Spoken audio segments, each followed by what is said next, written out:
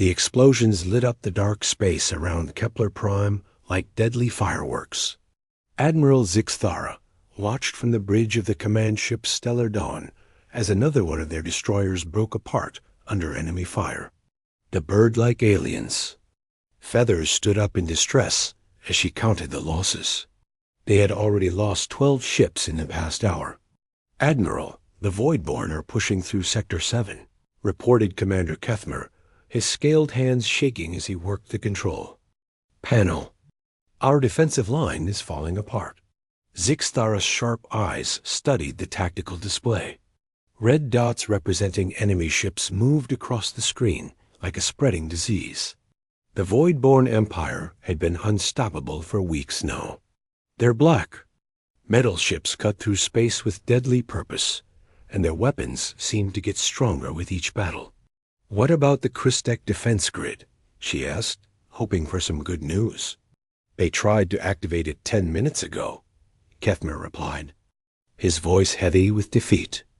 "The Voidborn adapted to the energy frequency in less than 3 minutes. The grid is useless now." The Admiral's talons clicked against her command chair. This was the problem they faced everywhere. The Voidborn machines learned from every attack. Every weapon the Alliance used against them became worthless after the first few hits. Their artificial intelligence was too advanced, too quick to adapt. Another explosion shook the Stellar Dawn. Through the main view screen, Zixthara could see the massive fortress world of Kepler Prime. Millions of beings from 12 different species lived on that planet. If it fell, the Voidborn would control the entire Nexus sector. From there, they could strike at the heart worlds of the Alliance. "Sir, incoming transmission from the surface," called out Lieutenant Pex Ara from the communication station. "It's Counselor Veltar." The main screen changed to show an elderly alien with purple skin and multiple eyes. Veltar looked tired and scared. Behind him, the council chamber was in chaos as other alien leaders argued loudly. "Admiral Zixthara," Veltar said, his voice strained, "we need to know your status. The people are asking if they should begin evacuation procedures." Zixthara hated giving bad news, but she had to be honest. "Counselor, we have lost 30% of our fleet. The enemy is adapting to our weapons faster than we can deploy new ones. I estimate we have maybe 6 hours before they break through our lines completely." The counselor's face grew pale. 6 hours? That's not enough time to evacuate even a fraction of the population. "We are doing everything we can," the Admiral promised. "But the Voidborn technology is beyond anything we have faced before. There. Ships repair themselves, their weapons evolve, and their tactics improve with every engagement." On the tactical display, more red dots appeared. Another wave of Voidborn ships was jumping into the system. Zixthara counted at least 40 new vessels, each one larger than their biggest battleships. "Admiral," Kethmer whispered urgently, "the enemy is launching some kind of probe ships. They're heading straight for our command vessel. Raise shields and prepare for evasive maneuvers," Zixthara ordered. But she knew it was probably useless. The Voidborn had already seen their shield technology. By now, their weapons would be calibrated to punch right through. The probe ships moved with unnatural speed and precision. They fired thin beams of energy that cut through the Alliance ships like hot knives through butter. In minutes, 3 more vessels were destroyed. "The probes are scanning us," reported the sensor officer. "They're learning our shield frequencies and weapon signatures." Zixthara felt a cold fear in her chest. Soon, the Voidborn would know everything about their defenses. Then the real attack would begin, and there would be nothing left to stop them. Back on the screen, Counselor Veltar was arguing with other council members. She could hear heated voices speaking in different alien languages. Everyone was scared, and fear was making them desperate. "What about the emergency protocols?" asked Counselor Hixron, a tall being with crystalline features. Do we have any other options? Veltar's multiple eyes shifted nervously. There is one possibility we haven't considered. It's risky, and many of you won't like it. Speak, Zixthara said firmly. At this point, we need to consider everything. The humans, Veltar said quietly. We could ask the humans for help. The council chamber erupted in angry voices. Many of the alien leaders started shouting at once. Zixthara could understand their reaction. Humans had only joined the galactic community 50 years ago. They were still considered primitive by most advanced species. The humans? Scoffed Counselor Thepsis, a gray-skinned alien with a large brain. Their technology is centuries behind. Ours, their military tactics are chaotic and wasteful. What could they possibly do that we cannot? They might think differently, Veltar argued. The Voidborn are machines. They operate on logic and patterns. Maybe we need someone who doesn't follow the same logical patterns. That's ridiculous, Thepsis replied. The humans barely understand quantum physics. They still use chemical rockets for some of their transportation.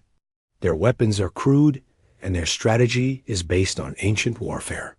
Zixthara watched the debate while keeping one eye on the tactical display. The Voidborn fleet was regrouping for another attack. Soon, they would overwhelm the remaining defenses entirely. How long would it take for a human fleet to reach us? She asked, interrupting the argument. Veltar checked his data pad. Their nearest military base is 4 days, away at maximum warp. But Admiral, I must warn you, their ships are not designed for this kind of warfare. They use missiles and kinetic weapons mostly. Very basic compared to our energy systems. Basic might be what we need, Zixthara said thoughtfully. The Voidborn have adapted to every advanced weapon we've used. Maybe something primitive could catch them off guard. This is madness, Thepsis protested. We would be asking barbarians to save civilization. But Zixthara was already making up her mind. Through the view screen, she could see more explosions as the enemy tested their defenses. Every minute they waited, more ships were destroyed and more lives were lost. Counselor Veltar, she said, firmly, send the distress signal to Earth. Tell them we need their help immediately. Admiral, are you certain? Veltar asked. Many species will see this as a sign of weakness. Better to appear weak than to be dead, Zixthara replied. Send the message, and pray that the humans are more capable than they seem. General Pete Johnson was drinking his morning coffee when the emergency alarm started blaring through the Pentagon. The 60-year-old veteran set down his mug and looked at the flashing red lights on his communication panel. In his 35 years of military service, he had never seen a Priority 1 galactic distress signal. Colonel White, get in here. He called to his aide in the outer office. Lisa White rushed through the door, her blonde hair still damp from her morning run. She carried a tablet computer and looked worried. Sir, we're receiving an urgent transmission from the Terran Defense Alliance. It's coming from the Kepler Prime system. Johnson activated the main holographic display in his office.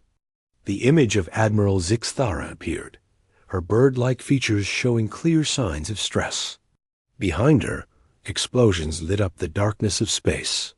General Johnson of Earth Defense Forces, the alien admiral began, her translated voice carrying a tone of desperation. I am Admiral Zixthara of the Terran Defense Alliance.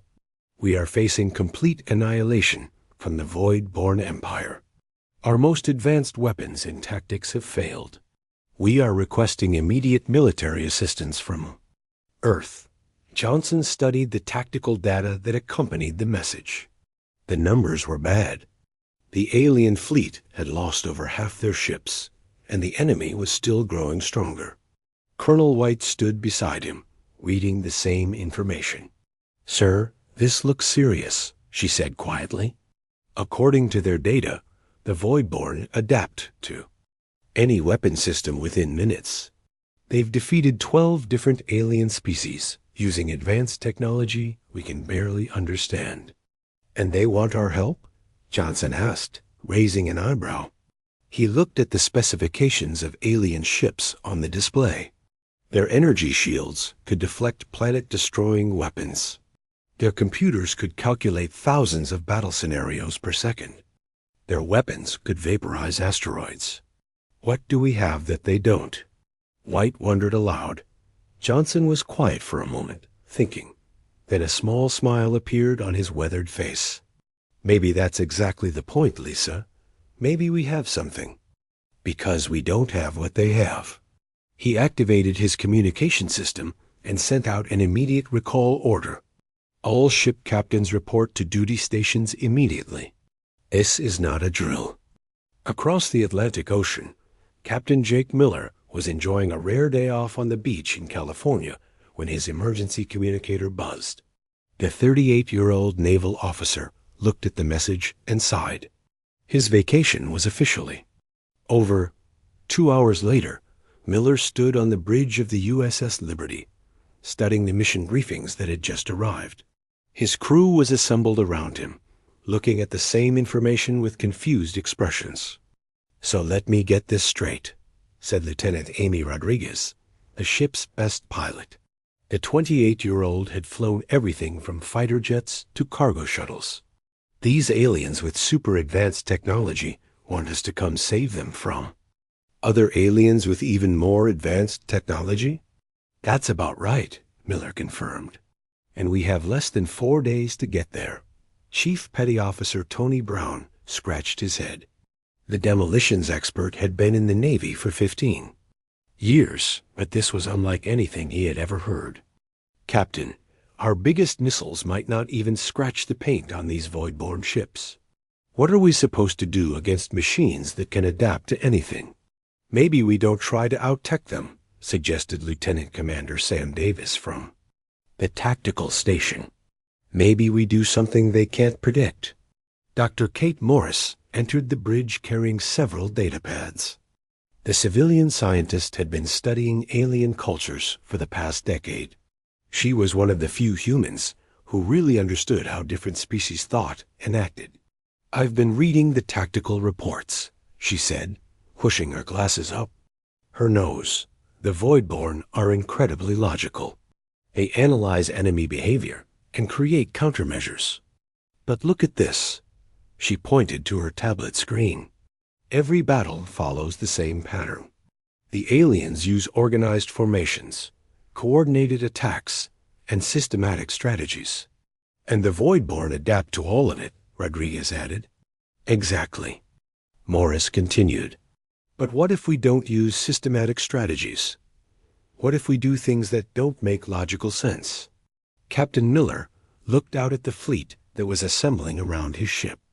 Along with proper military vessels, he could see converted mining ships, old cargo haulers, and even some retrofitted civilian craft.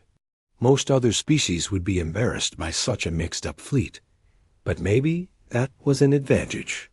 "Dr. Morris, what do you know about human military history?" Miller asked. "Quite a bit, actually," she replied. "Why?" "Think about our greatest victories. Thermopylae, Normandy, the Tet Offensive. What did they all have in common?" Morris thought for a moment. They succeeded because the enemy didn't expect them. The tactics were either desperate, crazy, or completely against conventional wisdom. "Right," Miller said with growing excitement. "We've always won by doing things that made no sense to logical minds. Maybe that's what these aliens need." Meanwhile, in the Pentagon, General Johnson was talking to Admiral Sarah Blake, the head of naval operations. She was reviewing the fleet composition with obvious concern. "Pete, this is insane," Blake said, looking at the ship roster. "Half of these vessels aren't even proper warships. You've got garbage scows, asteroid miners, and cargo ships mixed in with our destroyers and cruisers." "That's the point, Sarah," Johnson replied. "The aliens are thinking like aliens, The Voidborn are thinking like machines, but we're going to think like humans. And how exactly do humans think? Blake asked. Johnson grinned. Badly, according to most advanced species. We're emotional, unpredictable, and we make decisions based on gut feelings instead of computer calculations.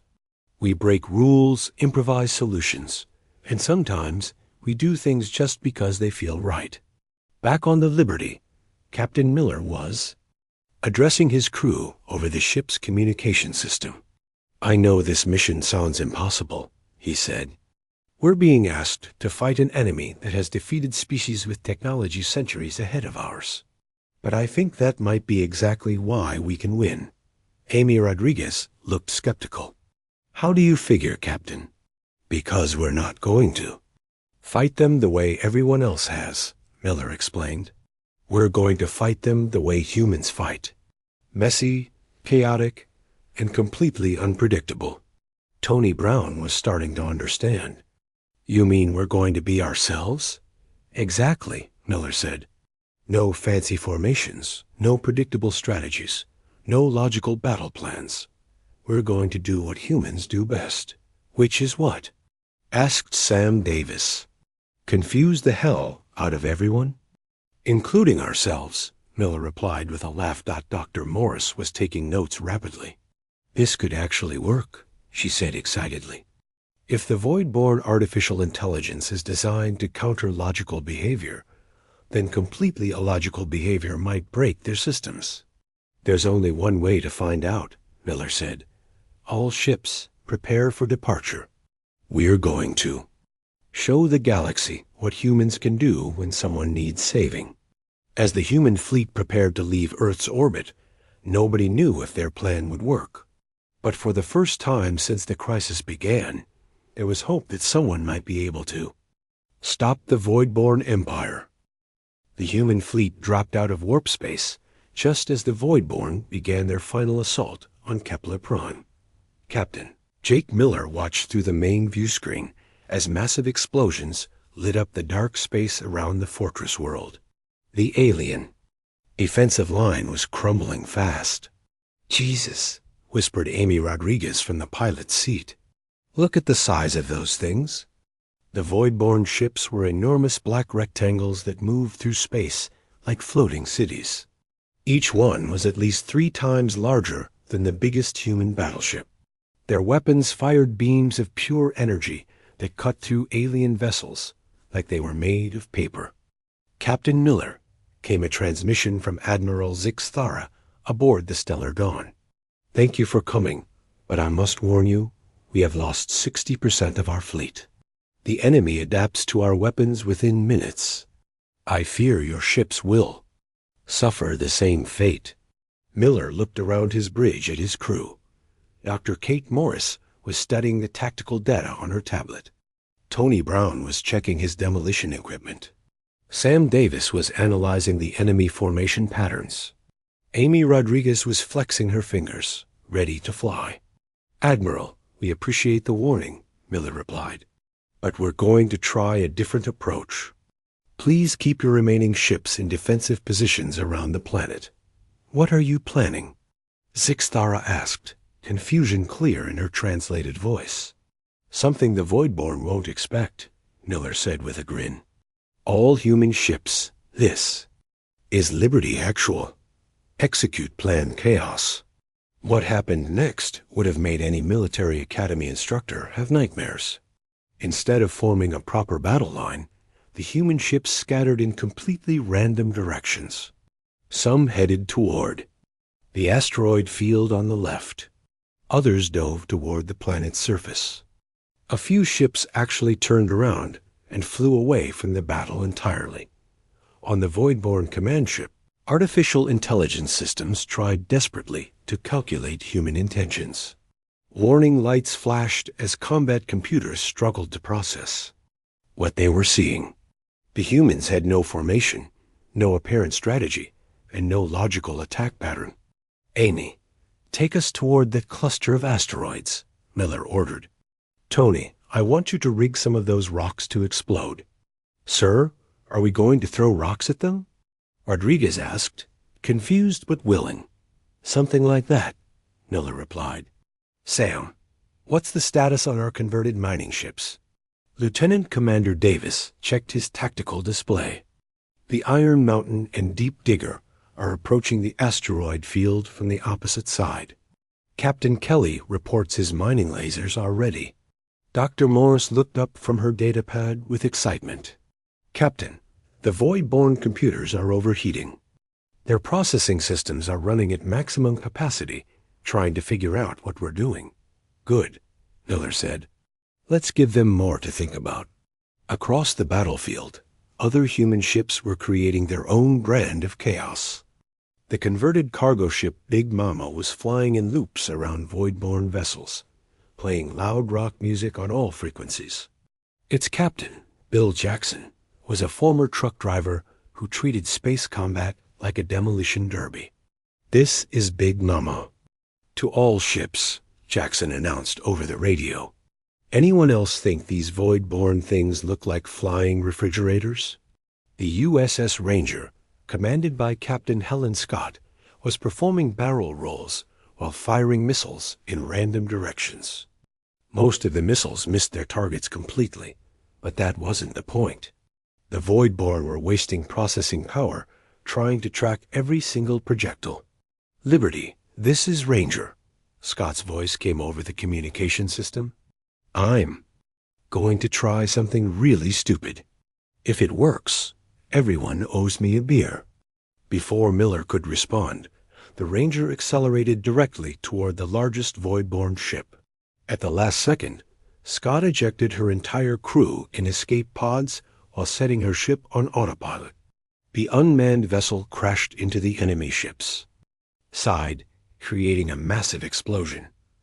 The Void-born ship's shields absorbed most of the damage, but the artificial intelligence was completely confused. Suicide attacks were not logical. The computer spent precious seconds trying to understand why humans would sacrifice valuable resources for minimal damage. While the Void-born were distracted, Tony Brown's plan went into action.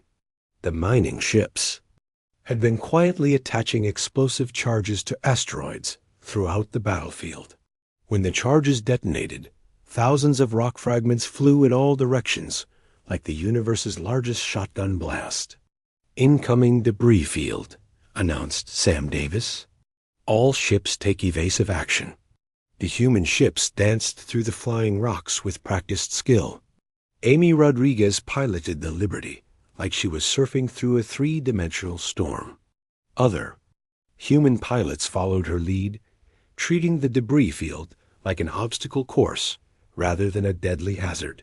The Void-born ships tried to shoot down the incoming rocks, but there were too many targets. Worse, their logical minds couldn't understand why the humans had created such a chaotic situation that endangered their own ships as much as the enemy. Dr. Morris, what's happening to their systems? Miller asked as he watched a Void-born cruiser get pelted by asteroid fragments. Their artificial intelligence is having something like a nervous breakdown, Morris replied, studying her readings. They're designed to find patterns and create countermeasures. But we're not following any patterns. Every action we take seems random and illogical. Because it is random and illogical, laughed Tony Brown from his station. Half the time, I don't even know what we're doing until we do it. The battle continued to spiral into beautiful chaos. The garbage scow Trash Panda, converted into a makeshift fighter carrier, launched modified shuttles that attacked the Void-born by ramming into their sensor arrays. The shuttles were too small and fast for the big enemy weapons to target effectively. Meanwhile, Chief Engineer Paula King, aboard the mining ship Rock Crusher, had discovered something interesting. She had been experimenting with false heat signatures to confuse enemy targeting systems. All ships, this is Rock Crusher, King announced. If you dump your waste heat through your exhaust ports at random intervals, they're targeting computers. Can't lock on properly. Soon, human ships across the battlefield were venting heat in chaotic patterns. The void-born weapons, designed to track and lead targets based on predictable movement, began missing their shots completely. Admiral Zixthara watched the battle from the bridge of the Stellar Dawn with growing amazement. Her tactical officer, Commander Kethmer, was staring at his displays with his mouth open. "Admiral," Kethmer said slowly, "the void-born formation is breaking apart. They're making tactical errors. Their ships are actually running into each other. How is this possible?" Zixthara asked. Dr. Morris's voice came over the communication channel. "Admiral, the void-born artificial intelligence is designed to counter logical military strategies. But human military strategy isn't always logical. Sometimes we do things because they feel right, or because we're angry, or just because we can." "You mean you're winning by being irrational?" Zixthara asked, hardly believing it. "Pretty much," Captain Miller replied cheerfully. "It's called thinking outside the box. Except in this case, we threw away the box, set it on fire, and used the ashes to make art." For the first time in weeks, the alien admiral allowed herself to hope. The humans were doing something no advanced species had thought possible. They were fighting a logical enemy with pure chaos, and somehow it was working. The battle was turning into something no military textbook had ever described. Sergeant Danny Clark led his boarding party through the twisted metal corridors of a damaged void-born ship, fighting like nothing the mechanical aliens had ever seen. His team moved with no apparent plan, attacking from unexpected angles and using weapons in ways they were never designed for. "Jenkins, use that fire extinguisher as a club," Clark shouted to one of his Marines. "Rodriguez, throw that toolbox at their sensors." The void-born defenders inside the ship were artificial beings made of black metal and glowing circuits. They had been programmed to counter every known fighting technique in the galaxy, but they had never faced humans who fought with pure instinct and emotion. Private Mike Johnson grabbed a broken pipe and started swinging it like a baseball bat. The void-born soldier he was fighting tried to calculate the optimal countermove, but Johnson kept changing his attack pattern based on how he felt at each moment. Sometimes he swung high, sometimes low, sometimes he feinted and kicked instead. These things can't handle improvisation, Clark realized as he watched another void-born warrior freeze up when faced with Corporal Lisa Adams, doing some kind of martial arts move she had apparently made up on the spot. Back in space, the chaos was spreading like a beautiful disease. Commander Helen Scott had managed to evacuate her crew from the crashed Ranger and was now commanding a squadron of converted garbage haulers. She had discovered that the void-born targeting systems couldn't properly track ships that moved like they were dancing. "All ships, follow my lead," Scott transmitted. "Pretend you're at a really bad wedding and you have to dance to music you hate." The human ships began moving in patterns that made no tactical sense, but somehow felt right. They weaved between void-born vessels, like they were participating in some cosmic square dance. The enemy computers tried desperately to predict where each ship would go next, but human pilots kept changing their minds mid-turn. Dr. Kate Morris was having the time of her life, studying the effects of human behavior on alien technology. From her station aboard the Liberty, she watched as void-born ships began making mistakes they had never made before. "Captain Miller, you need to see this," she called excitedly. "The void-born are starting to copy our random movements, but their computers can't handle true randomness. They're creating chaos, but it's organized chaos, which defeats the purpose. So they're trying to be random, but they're too logical to do it right." Miller asked. "Exactly. It's like watching a very advanced computer try to tell a joke. They understand the concept, but they can't feel the timing." On the enemy flagship, the void-born artificial intelligence was experiencing something it had never felt before: confusion. Its databases contained information about millions of different species and their fighting methods. But humans seemed to operate on principles that made no sense. The AI tried to analyze human tactics by looking for patterns. It found that humans used music during combat, which served no apparent tactical purpose. They painted pictures on their ships, which provided no military advantage. They gave their weapons silly names and talked to them like they were pets. Worse, the humans seemed to make important decisions based on something they called gut feelings. The AI couldn't find any reference to this term in its medical databases. Humans had no specialized organs in their digestive systems for processing tactical information, yet they kept claiming their stomachs were telling them what to do. Meanwhile, Amy Rodriguez was proving that human pilots could do things that defied physics textbooks. She was flying the Liberty through maneuvers that should have torn the ship apart, but somehow the vessel held together through pure human stubbornness. "Amy, how are you pulling 8 Gs in that turn without killing us all?" asked Sam Davis, feeling dizzy from the acceleration. "I'm not thinking about the G-forces," Rodriguez replied, banking sharply to avoid enemy fire. "I'm thinking about how my little brother used to ride his skateboard down crazy hills. Sometimes you just have to trust that momentum will carry you through." The Void-born fighters trying to intercept her were completely baffled. Their computers calculated that Rodriguez's maneuvers should be impossible, so they kept trying to predict where she would go based on what was physically possible rather than what she was actually doing. Tony Brown had moved on from explosive asteroids to something even more creative. He had rigged several cargo containers to emit signals that mimicked human ship signatures.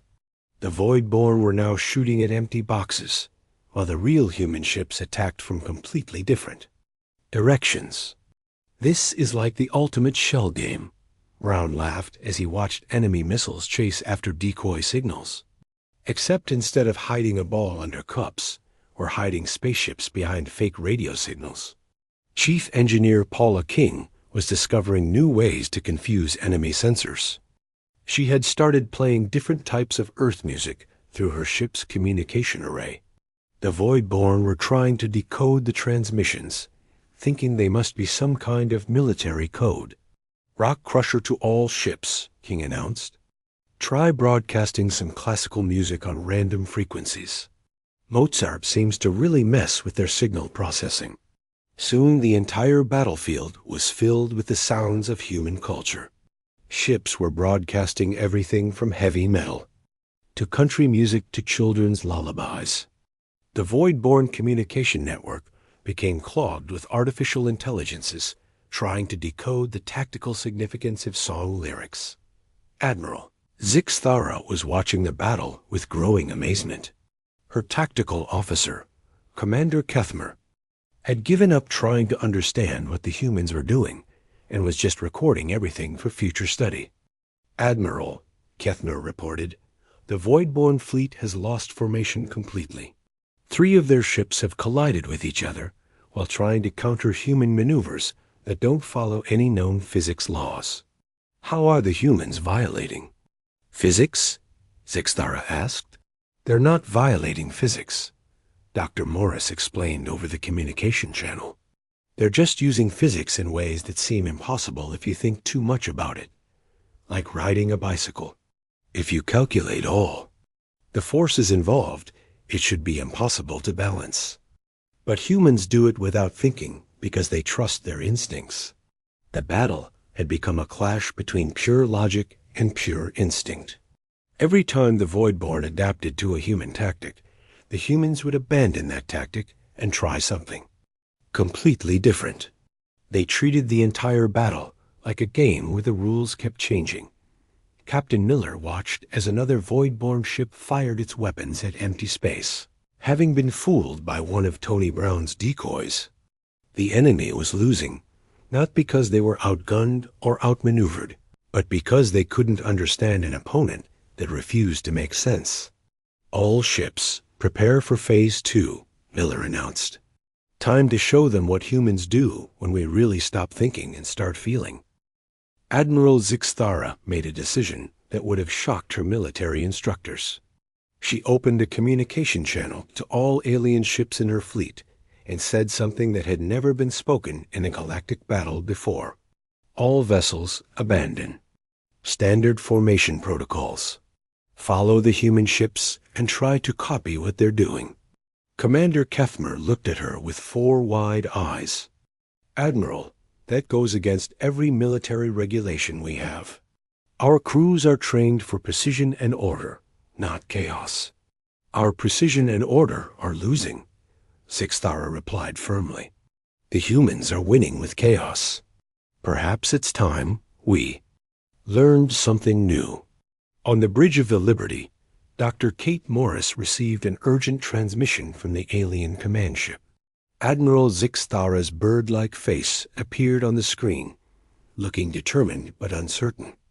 Dr. Morris, we want to learn human fighting methods. Can you teach our pilots to think like humans? Morris felt a moment of panic. How do you teach someone to stop being logical? Admiral, human thinking doesn't follow rules. We make decisions based on feelings and instincts that we can't easily explain. Then teach us to feel, Zixthara said simply. Captain Miller overheard the conversation and smiled. Amy, you're our best pilot. Think you can give some aliens flying lessons? Amy Rodriguez looked up from her controls with excitement. You want me to teach bird people how to fly crazy? This should be fun. Within minutes, Rodriguez was connected to the communication systems of 6 different alien fighter squadrons. Her first student was a young pilot from the crystalline species named Corallin. The alien had been flying with mathematical precision for his entire career. Okay, Corallin, Rodriguez said, watching his ship move in a perfectly straight line toward an enemy target. Stop thinking about where you should go and start feeling where you want to go. I do not understand, Corallin replied, his translated voice sounding confused. My navigation computer has calculated the optimal attack vector. Turn off your navigation computer, Rodriguez instructed. There was a long pause. But without the computer, how will I know where to fly? Trust your gut. Oh wait, you probably don't have a gut. Trust your ... crystal feelings? Just fly like you're playing instead of working. Corallin hesitantly disabled his navigation systems. For a moment, his ship drifted aimlessly. Then something magical happened. Without the computer telling him what to do, the young alien pilot started flowing based on how the movements felt. His ship began to dance through space. This is strange, Corallin transmitted, sounding amazed. But I think I understand. It's like music made visible. Exactly, Rodriguez laughed. Now you're getting it. Don't think about where the enemy will be. Feel where they're going and be somewhere else. Meanwhile, Tony Brown was working with a team of alien engineers to create new types of confusion weapons. The aliens were fascinated by his approach to demolitions, which seemed to involve equal parts science and artistic expression. You put the explosive charges where? Asked Chief Engineer Nalsith, a many-armed alien who had been building precise weapons for decades. Wherever it feels right, Brown explained, attaching a charge to a piece of space debris in a location that made no tactical sense. The Voidborn expect us to target weak points and critical systems. So instead, we target places that don't matter at all. But that is wasteful and illogical, Nalsith protested. Exactly, Brown grinned. That's why it works. Watch this. He detonated the charge, which created a spectacular light show, but did no real damage to the nearby Voidborn ship. However, the enemy vessel immediately diverted 3 of its defensive systems to protect the area that had been attacked, leaving other parts of the ship vulnerable. They're defending against an attack that isn't coming, Nalsith realized with wonder. Human misdirection at its finest, Brown said proudly. We make them look left while we punch right. Commander Helen Scott was teaching alien captains how to use damaged ships as weapons. Her approach horrified the safety-conscious alien commanders. But they were starting to see the results. "Captain Velcris, your ship's engines are failing," Scott transmitted to a damaged alien cruiser. "Instead of retreating for repairs, use that ship as a battering ram." "But the crew," Captain Velcris replied, his tentacled face showing distress. "Evacuate the crew first, obviously," Scott said. "Then set the ship on a collision course and let it fly itself into the enemy. They'll waste time and energy destroying an empty ship while your crew escapes in life pods. This seems reckless," Velcris said hesitantly. "Reckless is the point," Scott explained. "The Voidborn calculate the value of every ship and weapon. They can't understand why we would sacrifice valuable resources for no apparent gain. It breaks their cost-benefit analysis." Dr. Morris was having the most interesting conversation of her career with alien scientists who are trying to understand human psychology. They were studying the effects of human behavior on void-born artificial intelligence systems. "The enemy. Computers are experiencing what you humans call stress," reported Dr. Hexara, an alien researcher with a large brain and multiple thinking tentacles. "Their processing systems are overheating from trying to analyze human actions. That's because we're not just random," Morris explained. "We're creatively random. There's a difference between chaos and human chaos. We have reasons for what we do, but the reasons come from emotions and experiences that machines can't understand. Can you give an example?" Dr. Hexara asked. Morris thought for a moment. "When Captain Miller decided to play music during battle, it wasn't random. Music makes humans feel confident and connected. It improves our performance. But to a machine, it just looks like we're wasting communication bandwidth for no reason." The breakthrough came when young Quarlane successfully performed a maneuver that should have been impossible. He flew his fighter through a gap between two void-born ships that was too small for his vessel, but he made it through anyway by adjusting his approach based on how the movement felt rather than what his instruments said. "Rodriguez, how did I do that?" Quarlane asked, sounding breathless. "You stopped trying to be perfect and started trying to be effective," Rodriguez replied. "There's a difference. Perfection is rigid. Effectiveness is flexible." Across the battlefield, alien ships were beginning to move with a new kind of grace. They weren't flying with human chaos, but they were incorporating human flexibility into their precise formations. The result was something entirely new: organized creativity. The Voidborn. Artificial intelligence was completely unprepared for this development. It had adapted to pure human chaos and pure alien order, but the combination of both approaches created patterns that were impossible to predict or counter. Admiral Zixthara watched as her mixed fleet of alien precision and human intuition began to push back against the void-born forces. For the first time since the war began, the enemy was retreating. "All ships, prepare for the final assault," she announced. "Time to show the galaxy what happens when logic and chaos work together." The final battle began with something the galaxy had never seen before. The combined human and alien fleet moved like a living organism, mixing precise alien formations with chaotic human creativity.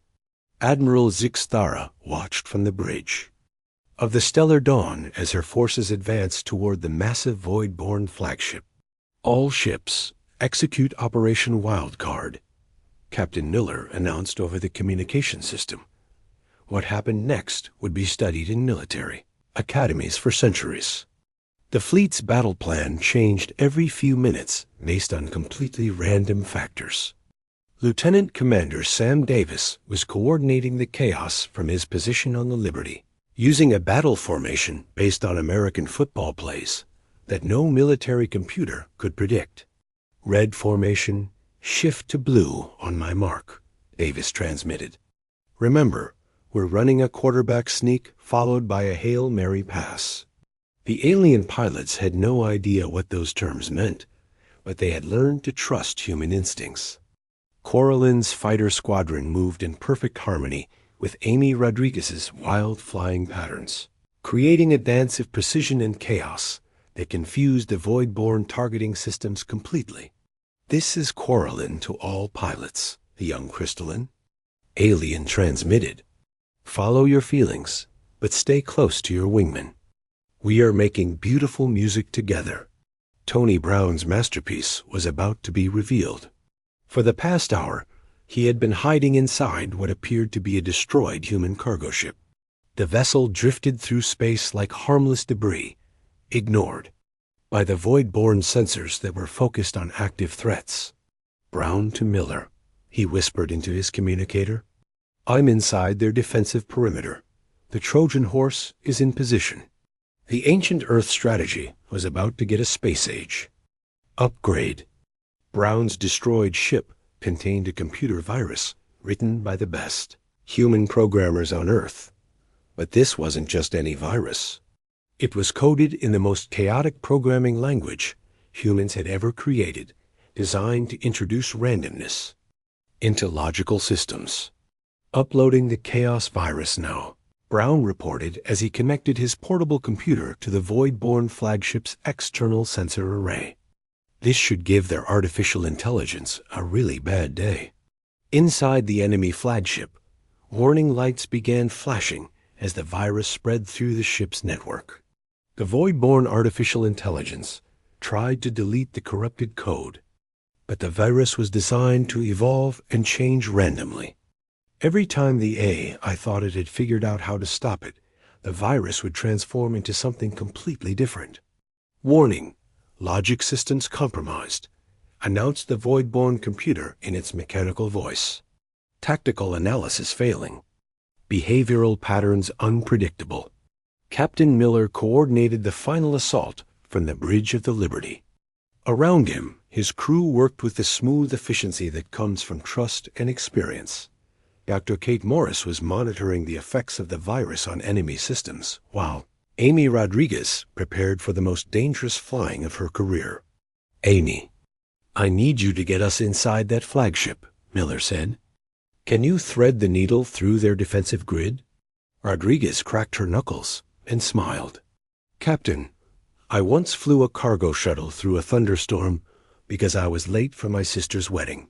This should be easier." "They're defensive.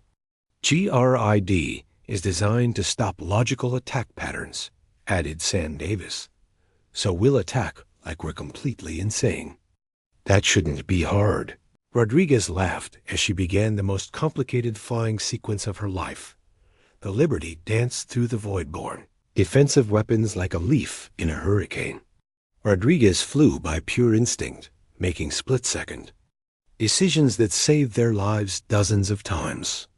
Behind her, other human and alien ships followed her lead, each pilot trusting their feelings more than their instruments. Meanwhile, Sergeant Danny Clark was leading a boarding party through the corridors of the void-born flagship. His team moved with the practiced chaos that had become their trademark, fighting through mechanical defenders with creativity and determination. "Jenkins, use that computer console as a shield," Clark shouted as they advanced down a narrow hallway. "Lisa, see if you can confuse their security system by singing that song you were humming earlier."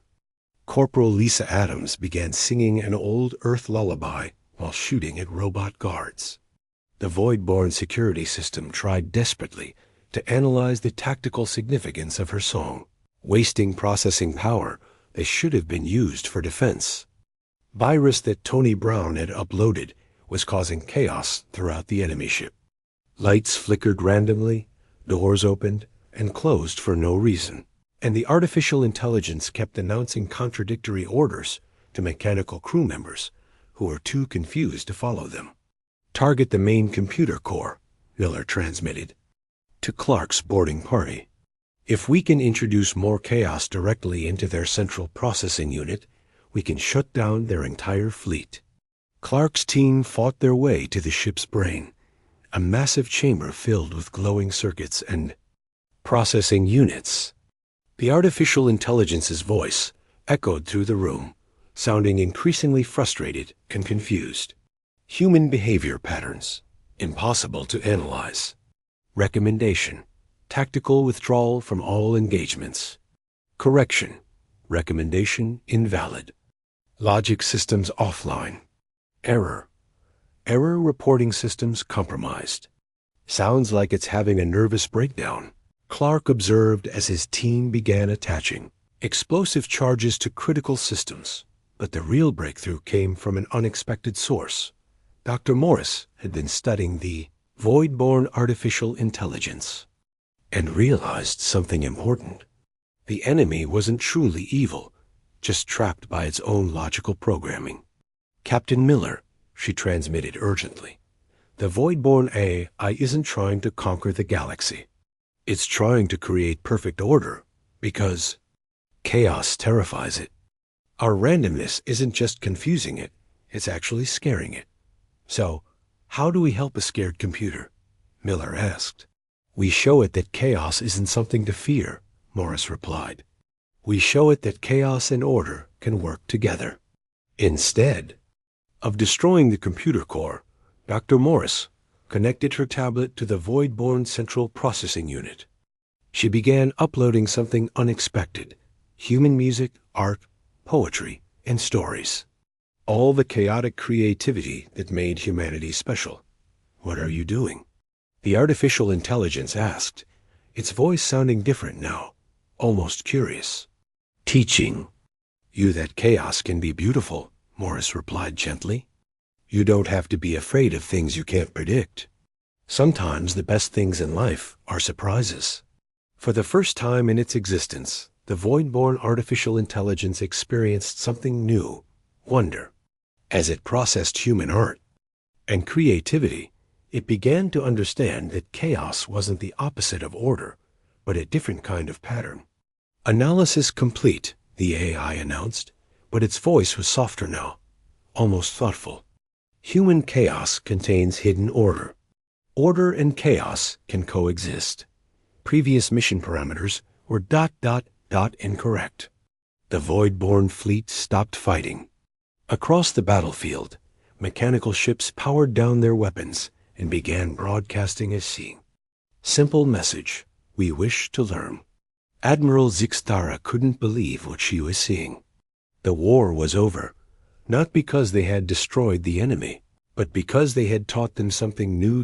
Captain Miller stood on his bridge, watching as human and alien ships moved to assist the void-born vessels. Well, that's one way to win a war, he said with a tired smile. Dr. Morris was already planning the galaxy's first academy of unconventional warfare, where alien precision would be taught alongside human creativity. The universe had learned that sometimes the best way to solve a problem wasn't to fight it, but to teach it how to dance.